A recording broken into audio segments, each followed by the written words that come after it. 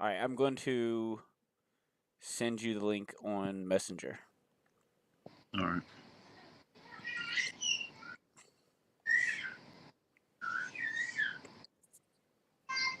All right. There we go. That. I'm gonna send you the link, Kelly. I'm not down there. I just messaged it to you. All right, there we go. All right, we're good. All right.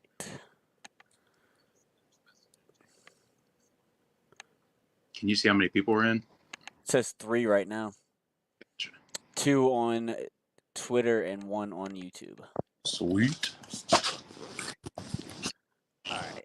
I'm going to Instagram this real quick.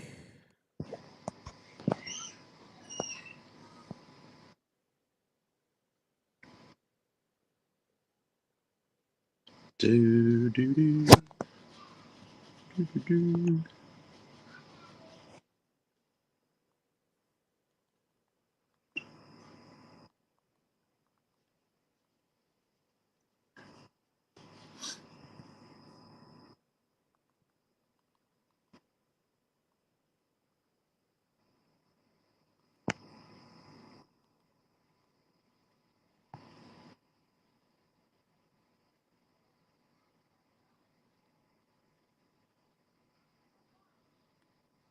All right. Sorry about that. You're good. All right. So, I guess we're already live, so we can kind of kick things off. Yeah, we'll go back to last year. Obviously, you're the defending champ. Um, so go back to last season. How'd you guys finish off the year? I know it was not as close as everybody in the series would have liked, but nonetheless, you were able to secure the championship. I think still on the final night, it was still a little points battle there, but not really that close. Yeah, I mean, we had a good season last year. I mean, we quite didn't win as many races as we had in the past. Definitely had a little more competition last year, which was good. Which was a lot of my doing with helping people around me, which was, that's what we want at the end of the day.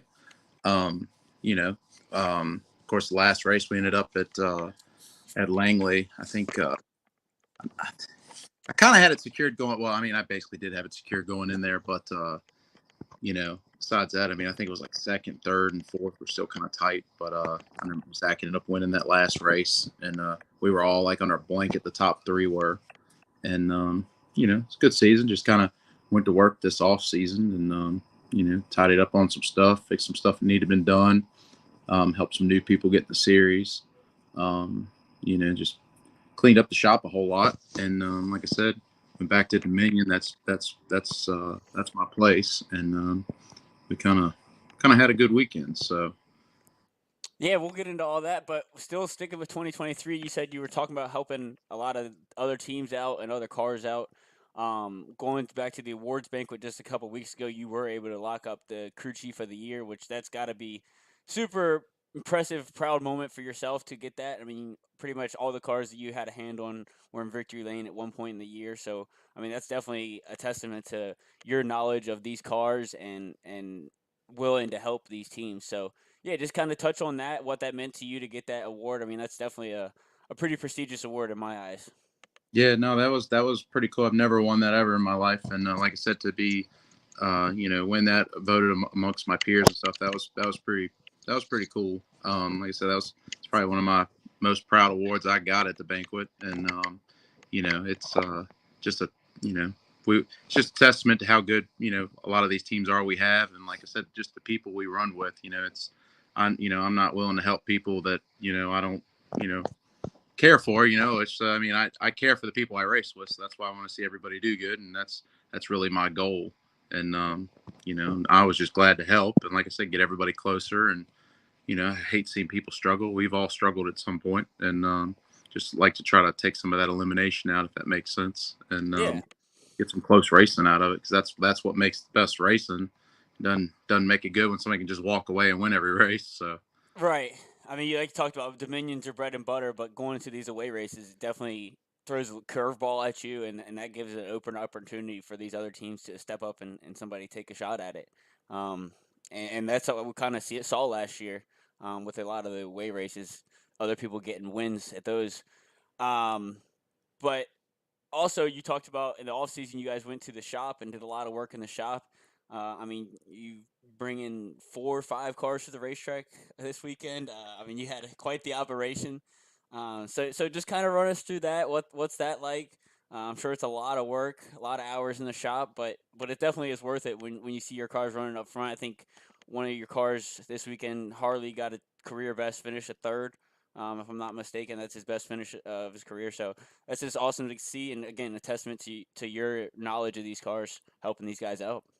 Yeah, I was actually wrong in my interview that he tied his best finish this weekend Ah, third, but with the field we had, that was his best finish amongst the field we had. So I was right, but I was wrong. If that makes sense. But at a, we had our biggest field this weekend of 13. Like I said, that was his best finish of that big of a field, which I was super proud of him for that. Because like I said, it wasn't just 6, 7 cars. We had a lot more cars, and that definitely makes it a little more challenging. Because I think he started fifth, and I know he fell back some and was battling, and there was a lot of side by side racing, and so that was good. That was real good. I think he had a lot of faith in the car, and he's just been building on it since last year, and it really shows. And I try to give him a fast car, and I think he's finally driving it, so that's good. yeah, I mean that goes kind of full circle. You talk about getting these cars close together to put on this good racing. I mean, we had a couple flow races last year, and I mean I test that to the car count that we got to start this year. I mean, like you said, 13 cars is probably a record that I've seen in the series. That was definitely a great start to the year. Strong field of cars out there. I mean, and looking at practice times, everybody was stacked right on top of each other all day long. Um, It so yeah, was talked about 7/10 stacked from the 13th. Well, that's less than through the field. that's Yeah, close. less than a second. That's really close. So yeah, like I said, that promotes good racing, and that's definitely what we want in this series. Um, because like I said, if you're getting eyeballs like we are this weekend coming up on Flow, um, with the Cars Tour, I mean that's what we got. We got to have a good race, got to put on a good show, or they're not going to want us to come back. So good car counts and good racing. Oh yeah, man. But yeah, other than I mean, what's it like bringing all those cars to the shop? And now you got your brother racing. He's a rookie this year. It's a lot of work. He's really put in some work this off season, and he's between me with the kids and just with the shop. I mean, I'm still out there. Don't get me wrong, but just been trying to teach him a lot of it and what he can do to help me, and still stuff I need to do, stuff like that. But he's really taken the reins of it, and we just kind of, he hadn't raced before. He's always wanted to race, so we just kind of we talked about it, and I was like, if you could work in the shop some and help me, and I'll help you, and we can kind of help each other. And like I said, I mean, I had the stacker built last year, and I didn't. We didn't really have a rhythm how to use it, and I really didn't have a reason to use it yet. And I wanted to always bring enough, a spare car with me, and we finally figured out a kind of a system of working it. It's a little hard to do it by just two of us, but at the track it's a whole lot easier since we got 4 or 5 people there, and so now we can officially carry 3 cars. I brought 4 this weekend, just trying to shake down the other car I had in the shop. That if something happened, somebody in one of our cars, we could just jump in it, whatever. Had it sitting to go in the shop, and we're still working some of the hiccups out of that, and which we learned. So we have it close. We about replaced everything on it, but I don't know. We're gonna figure it out. It's got to be something stupid I'm just overlooking, but it's definitely a lot of work. Like I say, just maintaining them and cleaning them, and he's actually out there right now working on them. So we it's a lot of dedication. Yeah, it definitely is. I just got back from the race shop about 30, 40 minutes ago. So, yeah, it's definitely a lot of work. And he's a familiar face around the scene. He's been at the racetrack almost week in and week out when we're racing, helping you guys. So, he definitely knows his way around the ropes. And I'm excited to get him on here in a few weeks and pick his brain and kind of learn his history of racing and what made him want to get into it. So, yeah, that'd be a fun interview with him. But then we can get into this weekend. It wasn't all uh, runaway for you. I guess Friday in practice, you went out and you said you were testing a couple different cars, testing some things, um, and ended up having a little incident with one of the other competitors with an engine that was sputtering. And then that made it for a late night. I think I saw one of your videos. You didn't get into the house till like 3 a.m. on Saturday morning, so you had to been beat on Saturday. So walk us through that and walk us up to the race. Yeah, so took off work a little early Friday, and decided wanted to get some time. I hadn't even run my main car yet this practice season, and I wanted to just shake down, make sure everything's good, and just want to take all four cars. We're paying to practice, might as well bring them all. So I ended up buying another enclosed trailer this off season, and just because I can't fit four cars, so which I got it just for some go kart and stuff for little man if he ever decides. I think he's gonna want to do it, so just went ahead and did it. So I ended up getting my dad taking the other trailer out this weekend and loaded the other car on it, and popped that out. And so we got there, ran the first practice. Everything was good. Wesley ran. It was me, Wesley, and Harley ran. Everything was good, so had Wesley hop in the other car that we had taken, just trying to shake it down. He went out, he was like, and he ended up spinning out twice in it. And he did 2 loops out of turn 3. I think it was just, I don't know if it was just an old tire on there or what, but he definitely looped it. So it was loose something. So I ended up bringing it in, changing the tire, and I was like, I'm gonna take this thing out and see what it feels like. So I take it out there, and I'm practicing. It was maybe like 3 or 4 laps into it, and noticed the motor started spitting down the back stretch. It's like, So I get on through 3 and 4, didn't do it. Get down to 1 and 2, does it right in the center. I don't have a spotter or nothing on. It's just, just a practice Friday night, and checked my mirrors, going in or whatever. Didn't see nobody around, inside or outside. I knew Shane was back there. I didn't think he was that close. And of course, motor spit, and it missed in the center of the corner. And I didn't think much of it. I'm just coming on up the racetrack, and right as I'm coming, I feel something. I look up. I was like, oh shoot! And I had run into Shane, and he just slammed the wall. So he ended up, he told me it was like there was about a car length there, but you just kept coming up, and basically he ended up taking the hit into the wall. And like he said, if he would have turned down, he would have took both of us in the wall. And I don't want to say I'm glad he did that, but instead of destroying 2 cars, he destroyed 1. And, of course, I felt awful about it because it was, kind of my fault. And like I said, I know it was practice. I probably gave a little more room, just me personally. Other cars just being a test night, but, it still felt like it was kind of my fault because, like I said, not want to really check my mirrors and practice coming off the corner or whatever, especially when I go in clear. And like I said, so I got off the race, he ended up coming in, got in, and he completely destroyed the right front, and he ended up hitting the rear as well, which didn't get the axle. I think he ended up bending the wheel a little bit, but I told him, I was like, just bring it over, we'll get it straight tonight. And he brought that thing over, and he had bent the shock, the upper A arm, ended up bending all the turnbuckles, the heims. It was a mess. We ended up getting all that straight, got it back scaled out. On top of that, he had a motor issue as well. It was just spewing oil everywhere. He ended up having a side cover gasket or the seal come out, and it was just, it was slinging oil, dude. And it almost might have been a saving grace we got together, because I don't know how many more laps that motor would have taken with the amount of oil it had. But things do happen for reasons. Maybe that was the reason. I don't know. But he got it over. He ended up coming over, got the motor off, and Brian ended up coming over, fixing his motor for him, sealing it back up, and we got the front end together. And like I said, it was 3 a.m. when we were done. He left at about 2:30.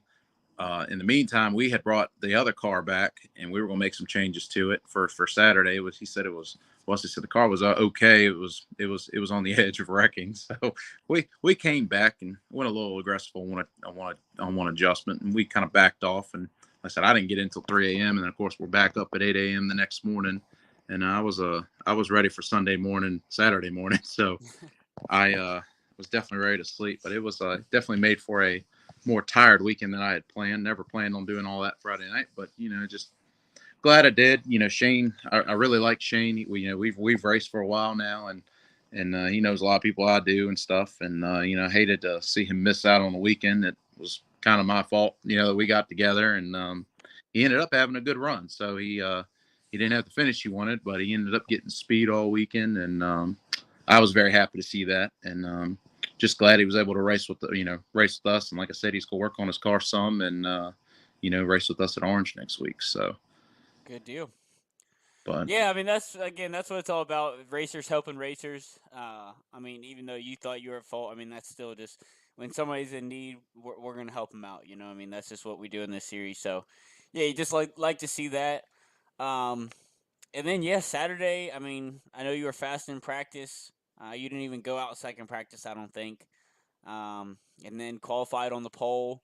And then the race. I would say it was kind of straightforward. I think you did lead every lap, but I know Zach was catching you there, and we had two or three cautions that set up a couple different restarts that you had to navigate. So what was the vantage point from the seat for you? I mean, it was just business as usual. It was I mean, we tried to, the cautions didn't help much, and I was more, I wasn't really worried for myself. I was more worried about, like I said, well, this was the biggest field we had. This was big. My little brother was starting for the first time, so I was more nervous for him starting. I think he qualified eighth. He was right in the middle of everything. People, checking up, still having people behind him, and of course my neighbor started racing as well. Ronnie, he started. He showed speed basically showed speed in all the practices, and then I think just we missed on some stuff race day, and he was coming through the field, and he's one of the ones that end up getting involved in a wreck, and we're actually working on his car tonight, but Yeah, I heard about that one. yeah, he been an axle and a couple other things, and I think he destroyed Grady's car more than his, but Yeah, we it's we're getting it straight, and it was definitely eventful. It was usually Dominion's been a typical green 25 laps typically, unless we get that casual spinner, but it was definitely made a little more eventful with having a couple rookies in the field, and having some newcomers back that we've raced with for a couple years, and people with knowledge, veteran knowledge, and like I said, we got a good group too. And like I said, I mean the cautions, I was just trying to hit my marks and make sure I got a good start. And I know some people were laying back trying to get run, and I had to make sure I didn't kill myself on that one. And I it was just, I mean, it was the lead is definitely a place to be. And like I said, it was if you could get out from everybody, you were fine. But besides that, I mean, thought it was a good race. Like I said, I think everybody had a good time. Everybody learned a lot. Just we can build on stuff. I know we had a lot of people break. Shane broke. I think Nate Thomas broke. I know Ronnie broke. Of course, Jimmy broke. Like I said, I hated to see that for those guys. So we want to all run the laps, make sure yeah, see where our cars are at too. That's really the first time. A lot of these guys have had seen what their cars can do for 25 laps. So I was yeah. hated to see that for them, but especially since we got a big away race next week, and kind of the pressure's on, especially with the cars tour, and we're gonna be on flow. We're gonna be on the big TV flow. So Yep, definitely a quick turnaround. Um, but yeah, nonetheless, it was a good race. I thought, like I said, pretty entertaining with a couple different cautions. Like you said, hopefully nothing's too torn up, and we can get everything turned around for this weekend. Like I said, the big race on Flow with the Cars Tour. I believe we are the halftime show again. yep. So that should be exciting stuff. I know I'm looking forward to it. I think everybody else in the series is looking forward to it. Um, but yeah, we can do a little bit of housekeeping here. Obviously, you are joining us fresh off the win. Zach Sprouse finishing second, Harley Hatton finishing third, Johnny Shunk finishing fourth, Noah Matthews finishing fifth, John Hager sixth, Michael Bevins seventh, Wesley Warner eighth, Scott Sprouse ninth, Shane Zupo 10th, Nate Thomas 11th, Ronnie Schneider, uh, 12th, and Grady. What do you know Grady's first name? Jim.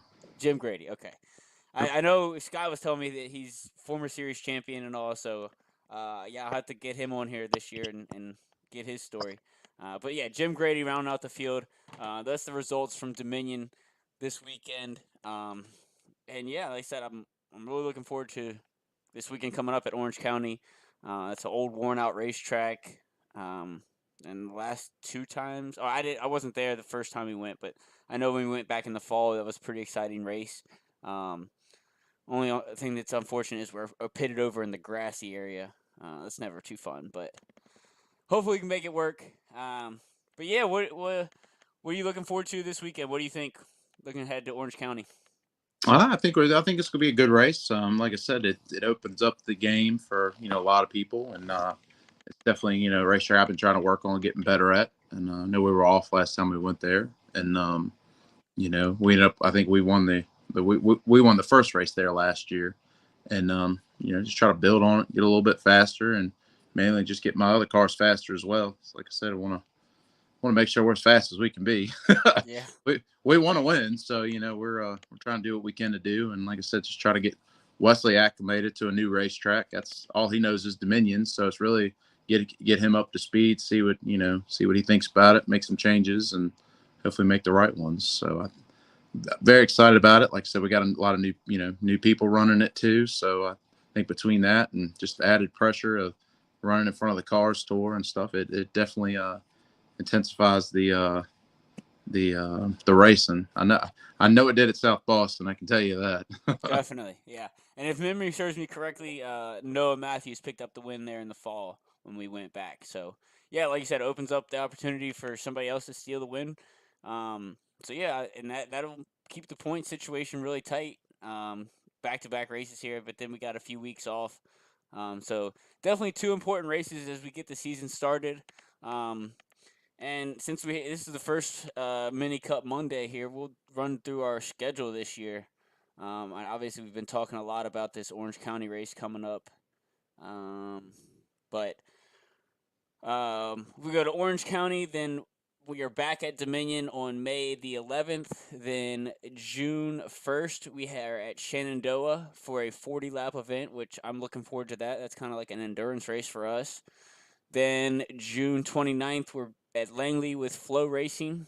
Um, July 13th, I believe that's a South Boston. It's a TBD on my schedule here that I have, but I believe that's a South Boston date. July 20th, we are back at Dominion local race. August 3rd, we are at South Boston on Flow. Um, August 17th, back at Dominion. September 14th, we are with the Cars Tour undercard again at South Boston. That's a Flow race. September 21st, Dominion.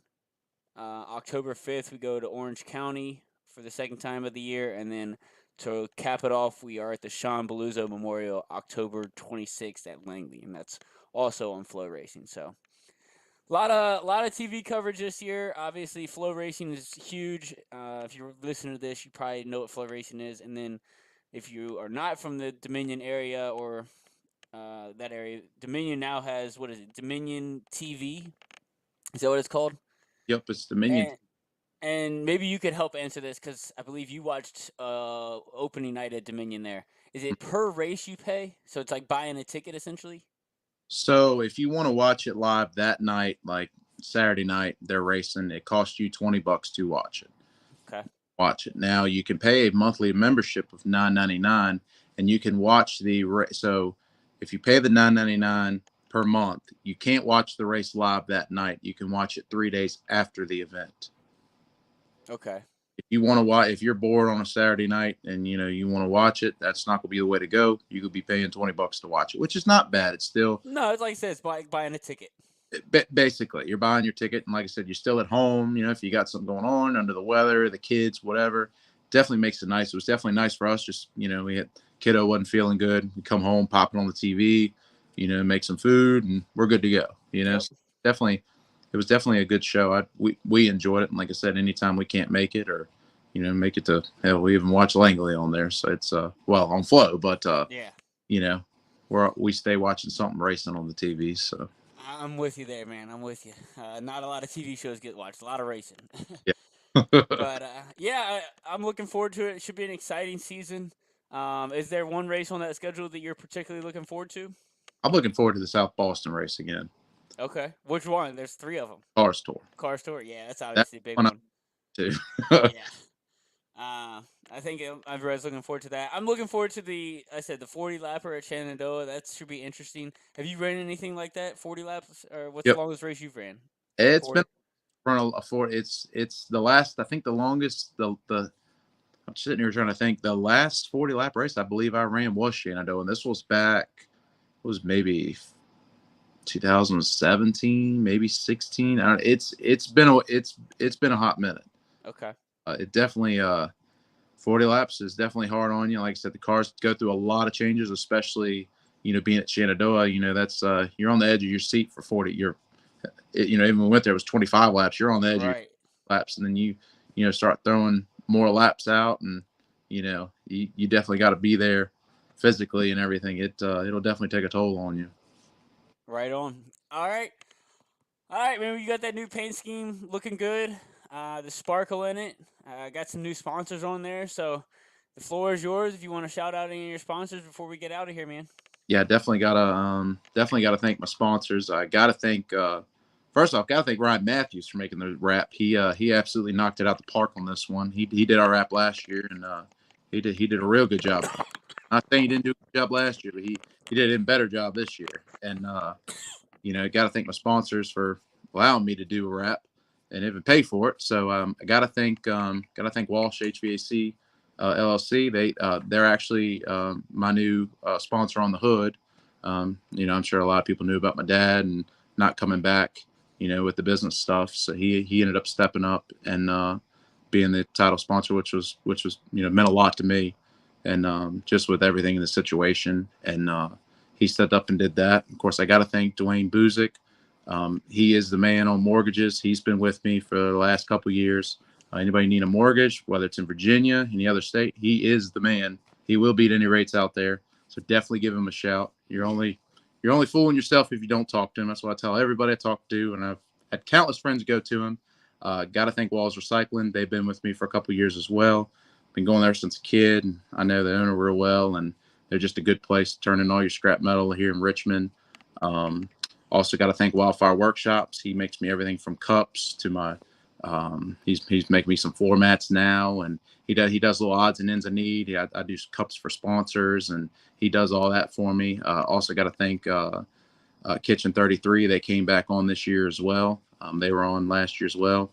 Then I got to thank my dad, of course. He still comes to the racetrack and helps me, and anything I need to the trailer, shop done, he's always there. We got electrical in my shop this season, so he definitely helps me in all the back end stuff that helps me do what I do. And got to thank my fiance Kelly for the Instagram stuff. She stays up posting, and she's always doing stuff that she posts the schedule for the series. She was posting results and lap times and all that stuff for the series this weekend, and she's always keeping up my Instagram. So definitely got to thank her, and there's everybody else that helps me out, and got to thank my little brother also. He's been a big help to me lately, and of course with kids, time kind of comes limited with the race and stuff.